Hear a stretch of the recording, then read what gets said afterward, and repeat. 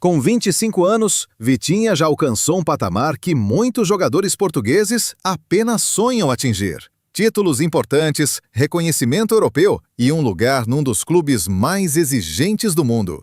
À primeira vista, a sua carreira parece uma linha ascendente perfeita. Mas essa imagem esconde uma realidade bem mais complexa.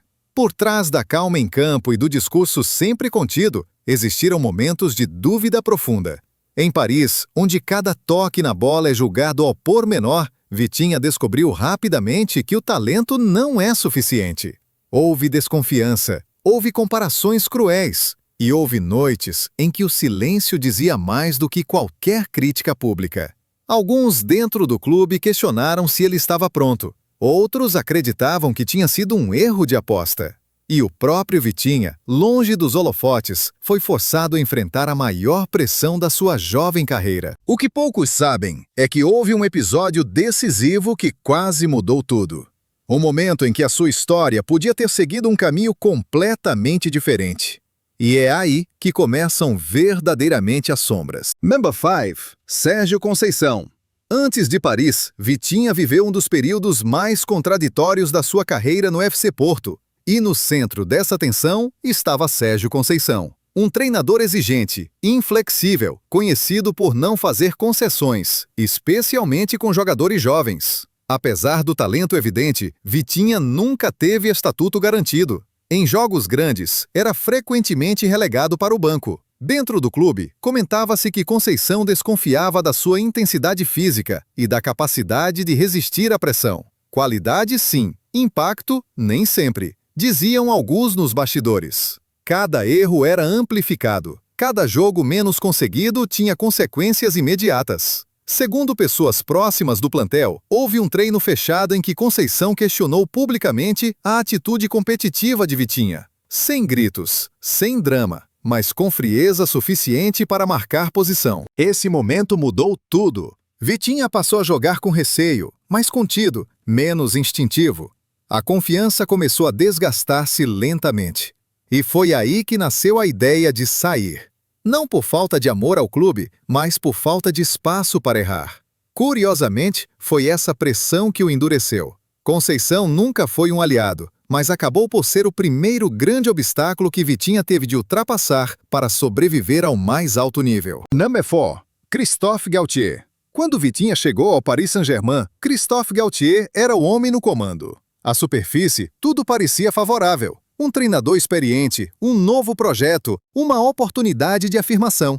Mas rapidamente ficou claro que a confiança tinha limites. Vitinha jogava, mas nunca como protagonista. O seu papel era controlado, previsível, quase invisível. Nos jogos grandes, era frequentemente o primeiro a sair. Nos bastidores, comentava-se que Galtier não confiava totalmente na sua capacidade de decidir sob pressão máxima. Houve um jogo decisivo na Champions League, em que Vitinha foi substituído cedo, apesar de não ter cometido erros graves. No banco, evitou olhar para o treinador. Para ele, a mensagem era clara: ainda não era indispensável. Essa desconfiança silenciosa criou distância. Vitinha passou a jogar sem risco, fiel ao sistema, mas longe da sua verdadeira identidade. Um médio criativo reduzido a peça funcional.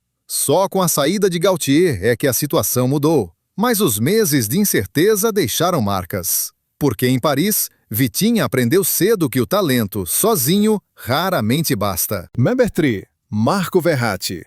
No balneário do PSG, Marco Verratti não era apenas um jogador. Era uma referência intocável. Um símbolo de continuidade, influência e estatuto.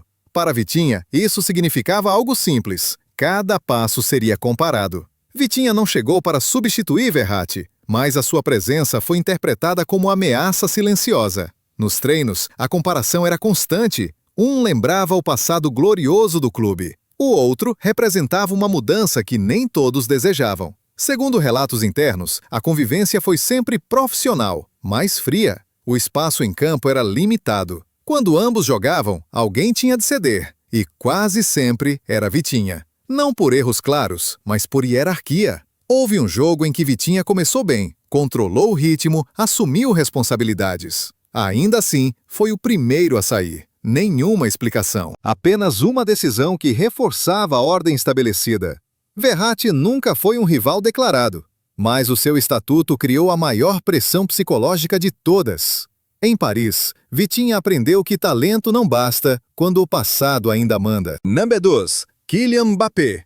Se Verratti representava o poder silencioso, Mbappé era o centro de tudo. O jogo, o projeto, as decisões. No PSG, tudo orbitava à sua volta, e isso afetava diretamente Vitinha. Em campo, o médio português era muitas vezes obrigado a simplificar, passar rápido, cobrir espaços, servir, criar para outros brilharem. A liberdade criativa desaparecia sempre que o plano exigia proteger a estrela. Fontes próximas ao balneário revelam que Vitinha sentia essa limitação. Não era pessoal, era estrutural. Quando Mbappé acelerava, o resto da equipa ajustava-se, inclusive Vitinha, mesmo quando isso anulava as suas melhores qualidades. Num jogo decisivo, Vitinha foi substituído para reforçar o sistema em função de Mbappé. Outra vez, sem erros evidentes. Apenas uma escolha clara de prioridades. Esse momento deixou uma marca. Em Paris, Vitinha percebeu que alguns jogadores jogam para vencer. Outros jogam para sustentar o brilho dos vencedores. Number 1. Luiz Henrique. A chegada de Luiz Henrique mudou tudo. Pela primeira vez desde que pisou em Paris, Vitinha sentiu algo diferente. Confiança clara, direta, sem Dioquim. Não havia jogos de poder, não havia hierarquias intocáveis, apenas rendimento. Desde os primeiros treinos, Luiz Henrique deixou uma mensagem simples. Quem entende o jogo, joga. Vitinha passou a ser peça central, não para correr por outros, mas para pensar, decidir e comandar o ritmo. Fontes internas revelam que foi o próprio treinador quem bloqueou qualquer ideia de relegar Vitinha a um papel secundário. Ele vê o jogo antes dos outros. Terá dito num treino fechado. Pela primeira vez, Vitinha não precisou esconder o seu talento. Nos grandes jogos, manteve-se em campo, mesmo sob pressão, mesmo quando errava. Essa continuidade fez a diferença. A confiança voltou, o medo desapareceu. O jogador silencioso tornou-se indispensável.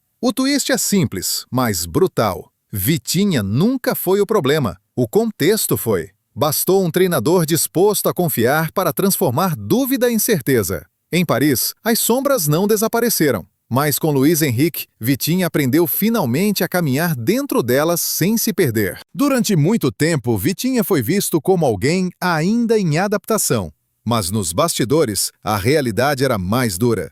Houve discussões internas sobre reduzir o seu papel, até mesmo afastá-lo discretamente do projeto principal. Tudo mudou numa reunião técnica fechada. Luiz Henrique foi direto. Vitinha ficaria. Vitinha jogaria. Não por estatuto, mas por leitura de jogo. Foi uma escolha entre política e futebol. O twist é simples. Vitinha esteve a um passo de desaparecer não por falhar, mas por não se impor. O silêncio quase lhe custou a carreira em Paris. Hoje, Vitinha é essencial no PSG. Não pelo brilho, mas pela estabilidade. Não pelos gestos, mas pelas decisões certas no momento certo. As dúvidas deixaram marcas, mas também o fortaleceram. Ele não venceu chamando atenção, venceu resistindo. Aprendeu que no futebol moderno, sobreviver exige tanto caráter quanto talento. A sua história prova uma verdade incômoda. A glória raramente é barulhenta. E muitas vezes nasce exatamente das sombras.